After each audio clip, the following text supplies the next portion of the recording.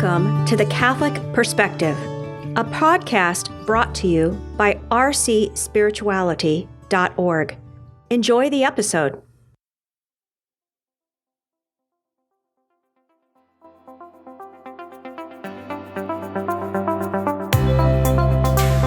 All right, I'm Father John Bender here with Father John Pietropaoli.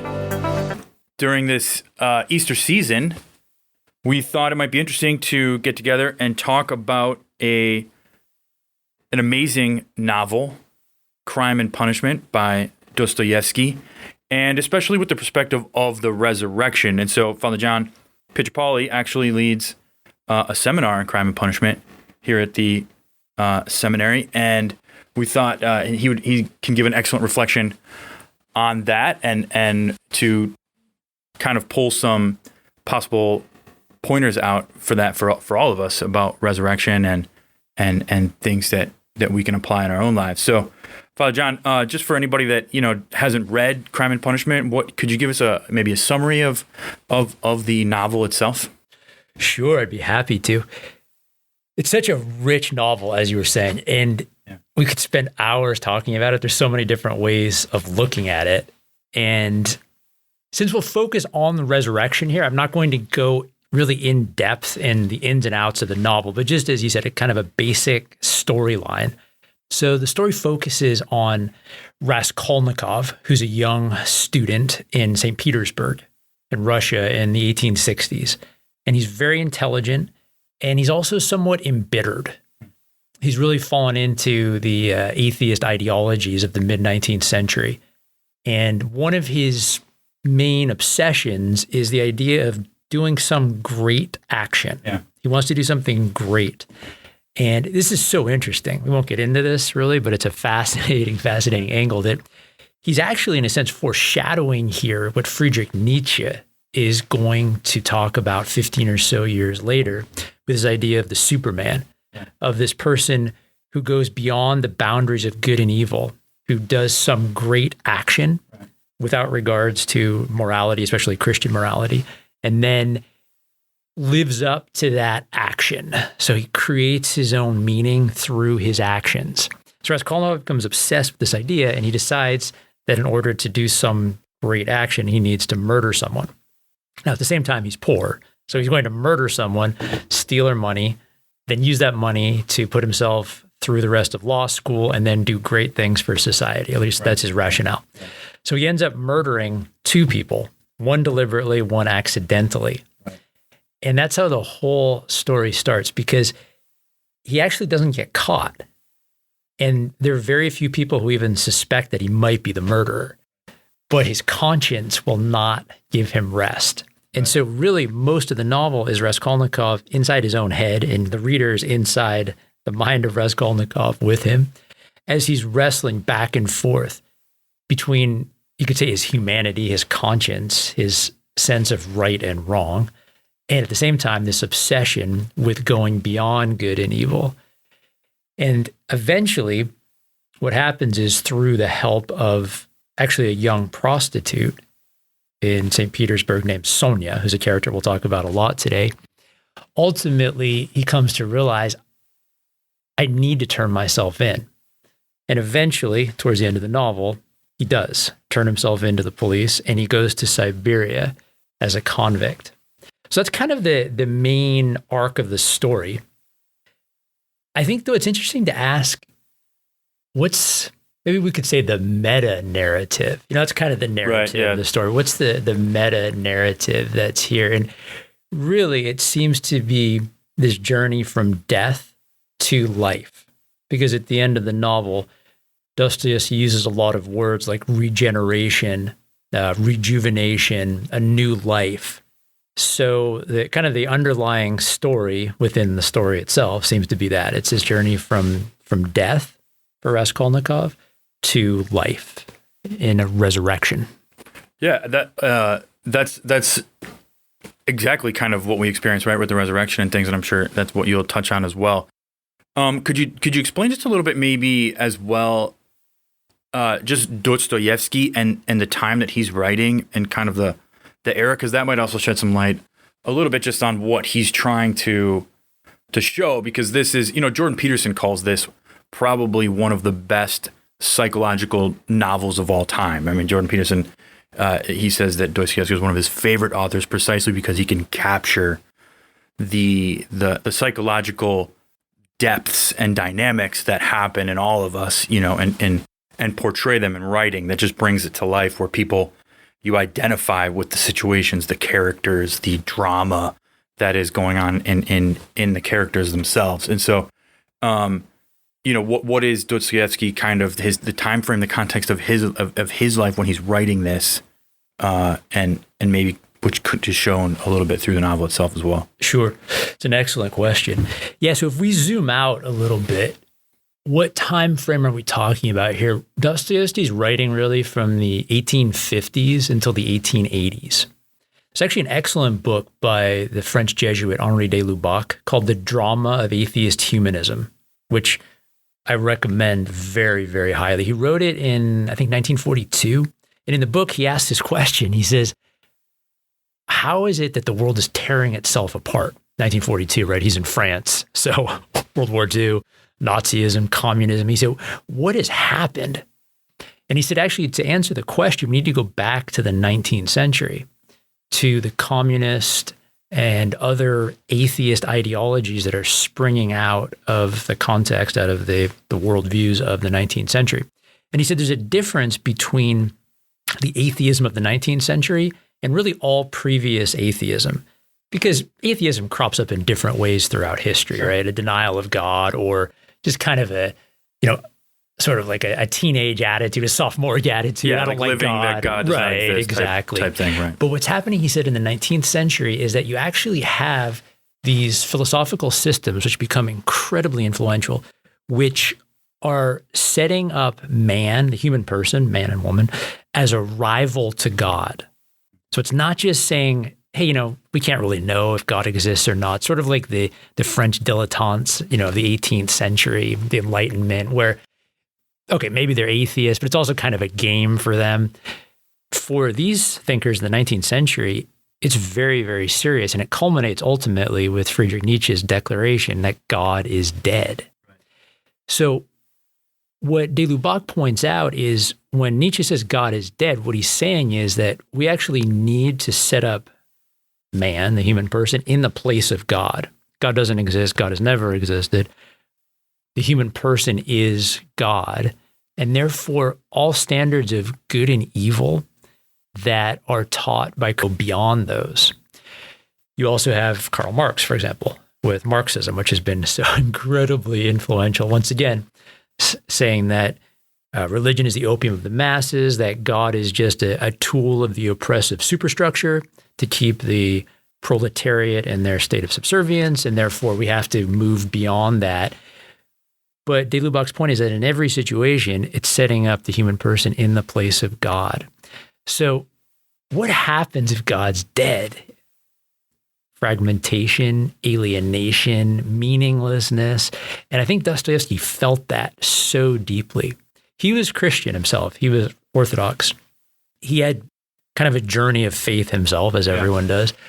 But I think he felt so deeply the death of God, so to speak, in Western civilization and the results that come from that to the human soul. And so that's what he's really exploring in his novels. Right. That's awesome. Thanks for explaining that. I think, just then taking that, I think, can you say that Raskolnikov has embraced that God is dead mentality, and then like you talked about in the novel, Raskolnikov kind of uses Napoleon as an example of being the great man that can go beyond kind of the moral structures that exist to do something great for society.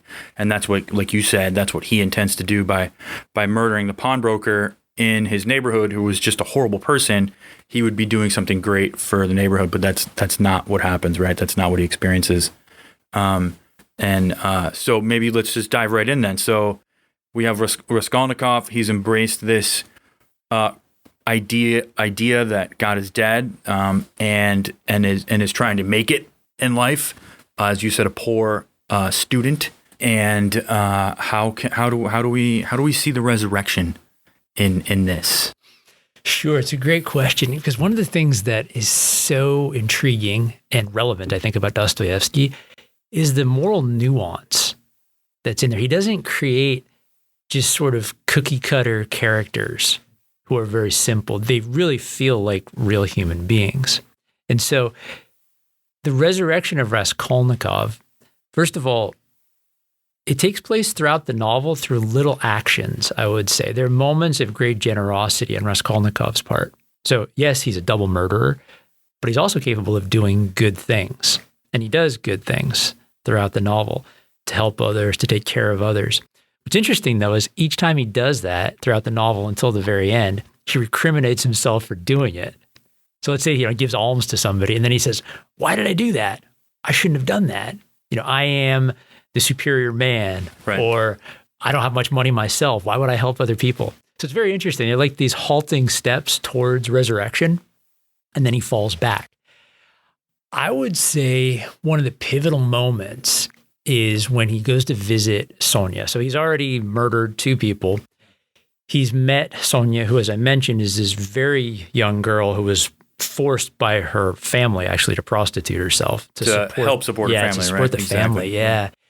So he meets her, and in a sense, she is something like the moral compass, like you might say an exemplification or a personification of his conscience that he's trying to kill. Even the name is interesting. Sonia, Sophia, eternal wisdom. Yeah. It's a fascinating name. But he goes to her and he wants to confess to somebody. He wants to tell somebody what he's done. And he has a sense maybe it's safe with her. The first time he goes to her, he actually doesn't confess fully, but he gives enough of a hint that she realizes something really serious has happened here with this guy. But he asks her to read from the Bible, and she reads the raising of Lazarus from the Gospel of John, chapter 11. And there's a beautiful moment where Dostoevsky talks about this, how she finishes reading, and the 2 of them, the murderer and the prostitute, are standing there in the light of this flickering candle. And so for me, that's kind of the first foreshadowing of a real resurrection for him that will take place in the novel. Right, which I think that's actually really interesting because, one symbol I think that we talk about, that you can talk about from this book is actually just Raskolnikov's room itself, which is super tiny, claustrophobic. There's no air, very tiny little light. So stuffy. He tends to lock himself up in the room, and it's up in a bit tall building, in the top floor of a tall building, where then he looks down on the city, down on the people, and that kind of symbolizes that greatness that he's striving to have more than other people, right? And anytime I think then that little light that comes in, like you said, the candle with the light, I think is a interesting, like you said, foreshadowing of that resurrection, which light, he doesn't have a lot of light in his room where he spends so much time and gets stuck just in his ruminations and struggles of guilt and all of that. And so when, having the combination of the reading of Lazarus, so scripture, and a moment where someone that was dead comes to life, and then the flickering candle of light and 2 broken people, I think that's just an amazing image of the journey that he's taking towards possible redemption, right? Yeah, and I want to key on that, what you just said about 2 broken people, because he does ultimately go back a few days later. And this is amazing, actually. So the novel itself is it's 550 pages, something like that. So this much of the novel until the epilogue, this is only 2 weeks. This all takes place in 2 weeks. Yeah, amazing. So much happening in a very short amount of time. But he goes back to Sonia and he does tell her that he's done it, that he killed these 2 people. And one of the interesting things that came up in class was why? Why did he tell her? What was it about Sonia in particular that gave him the security to tell her this? And what we came up with in class was really, it's the fact that she also is a sinner. Remember, she's a prostitute. Right. And so she is considered a dreg of society in St. Petersburg in the 1860s. So there's something fascinating about that, how we want to share our brokenness, but we also want to know that it's going to be received in a non-condemnatory way. Right. Now, she does challenge him to grow. We'll talk about that a little bit later. It's a both and. It's not either or, right? It's not just, well, just welcome and don't call to conversion. But he knows that she's not going to condemn me, that she's going to understand because she herself is a sinner, which I think is so important for all of us, right? Just to know that, especially those who are called, to ministry in the church, but really for every Christian. Yeah, sure. Absolutely. I think there's a really strong fear of judgment, right, that exists in society today and in a lot of different ways. And that there's always that kind of question, will what I share be respected, and so what happens then when he finally confesses and from there then what so he confesses to her, and this is so interesting. We talked about this a lot in class as well. So basically his biggest concern when he confesses is, are you going to leave me? Now, this is interesting because they don't have any kind of relationship, right? Like they've only met a couple times, and he helped her family, which is a whole nother story, which is fascinating, story of her family, but he helped them financially, but they don't have any kind of relationship with each other, but he just wanted somebody. So he goes to her, and when he confesses, basically what he's saying is like, are you going to leave me? Are you going to abandon me because of this? And she tells him no. And she says, but you have to confess. You have to bow down and kiss the earth and say, I have killed, and you have to turn yourself in. And this begins his struggle in him because he said, well, why should I do that? I freely chose to do this action. I go beyond the boundaries of good and evil. Why should I have to do this? So they go back and forth with this, and he ultimately leaves her. And then there's some more soul searching that takes place on his part. Ultimately, he does go to confess, but even that scene is so interesting because he goes and he actually does bow down and kiss the ground. Then he goes to the police station, goes up the stairs, can't bring himself to admit that he did this. Because even as he's going up the stairs, he's saying, what if there's still some way out of this? What if I can still escape from this? So he goes up there, doesn't confess, comes downstairs, comes outside, and he sees Sonia standing there. Like she followed him to the police station. And that's when he turns around, goes back upstairs and says, it was I. I murdered the pawnbroker and I murdered Lizaveta, her sister. Because she was in the room, right? She was in the room at the same time, right? Yeah. And so that's kind of the end of the main part of the story. And then he's transported to Siberia. Raskolnikov sent there for punishment to go to prison there. And Sonia goes with him. Wow. So she doesn't leave him.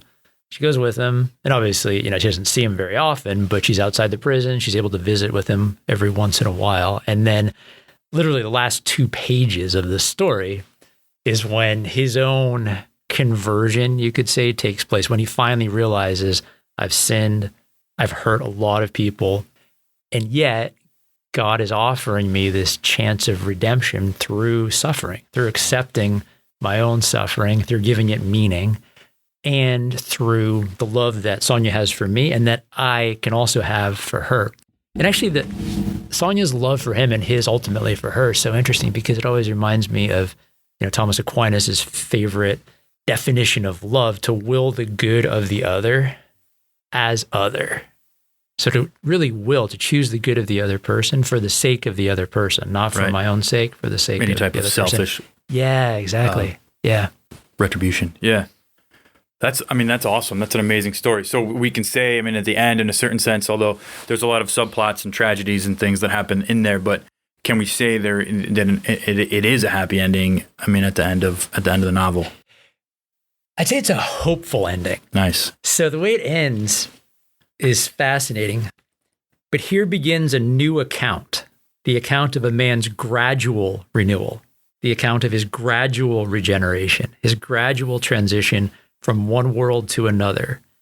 It might make the subject of a new story, but our present story is ended. That's amazing. What a great ending. We talked about that yesterday in class, and I asked the brothers here, why do you think you ended like that? And a number of them said, it feels like now the rest of the story is our story. Now he's inviting yeah. us, okay, now you go live your life, live a redeemed life, a risen life. Wow, that's Yeah, so it's kind of open-ended. And I think that, I mean, that's the experience of faith, I think, that we've all had, right? The experience of a journey, and not just faith, any type of growth or things that we're all working on, whether it's that little defect or that little limitation that we have, or things that we just want to grow in and get better at. You know, we want it to happen with the snap of a finger, right? And that's what society has given us with just the clicks and the touches and everything. We're able to get things immediately, and that in life that doesn't happen, right? And I think Dostoevsky probably, I mean, like you were saying at the beginning, that might even be kind of the result and the acceptance of his own journey and his own struggle of that God is dead society, and him trying to grasp and understand his faith and saying it's this gradual growth, right?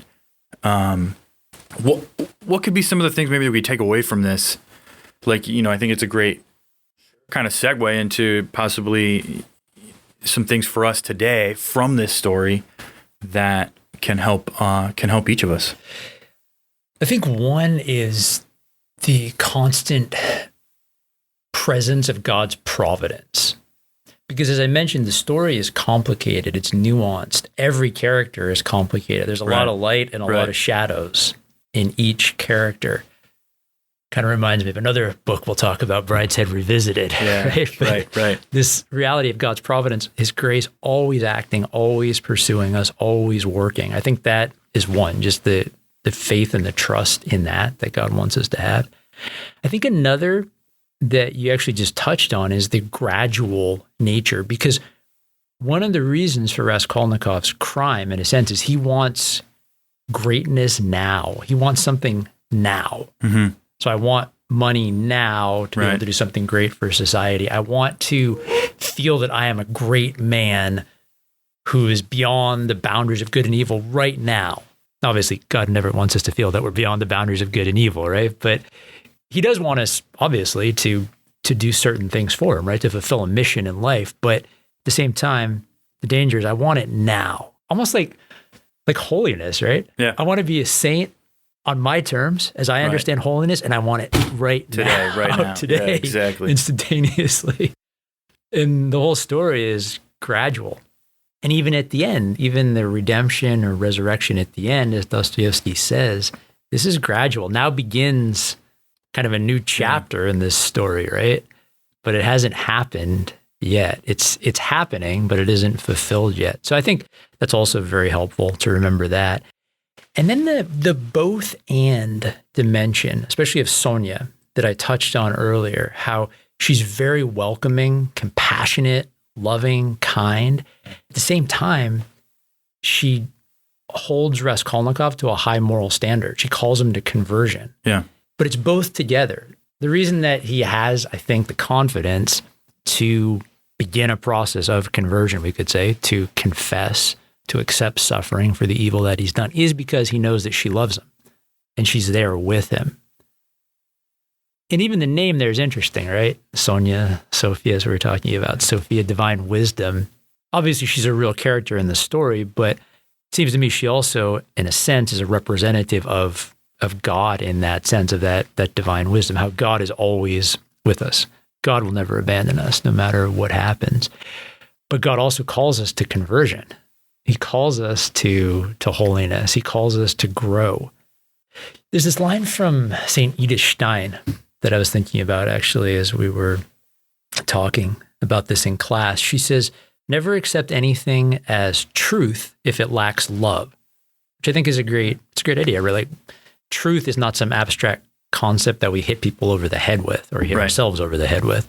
So never accept anything as truth if it lacks love. Never accept anything as love if it lacks truth. So it's together. It's both and, yeah. And so I think Sonia is a great exemplar of that. And then the last thing that comes to mind would be the importance of accepting suffering out of love. John Paul II has that idea where he says suffering has this potential to unleash new love into the world if we accept it. out of love. And that's what Raskolnikov finally does at the very end of the story. He's able to accept his suffering. And you could even say he's kind of responsible for a lot of it, right? Sure. But still, even the fact that he accepts it, even though he's responsible for it, it gives it a new meaning and it becomes redemptive. So there's a beautiful line at the end of the book where he thinks about this, how his acceptance of suffering, in a sense, can help redeem all the hurt that he caused to Sonia throughout the story as well. So I think there's a deep insight on Dostoevsky's part there. That's awesome. I think that those topics or themes kind of directly relate to our life, especially one of the both and faith and suffering, that our faith it's not just a belief and a hope, but there's also a suffering that goes along with that in our lives, that is redemptive because of Christ's suffering, passion, death, and resurrection, which is exactly what we're living during this time of the Easter season, that we lived intensely during Holy Week, but now that carries over into these weeks after Easter, and that you so excellently explained through the lens of Crime and Punishment, this great novel of Dostoevsky. I don't know if you have any parting reflection, parting wisdom. Read Crime and Punishment. Read Crime and Punishment, exactly.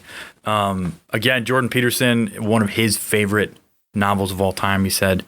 And I know the brothers that have been in your seminar have enjoyed it very much. So thank you very much for your time, Father John, your reflection, especially this Easter reflection that we can hopefully think about and maybe even apply a little bit to our own lives, so that we can be on this gradual journey, this new chapter that Dostoevsky, writes in the last page, that we can all write our own story of a hopeful conversion to our Lord. So thank you for your time. Oh, thank you.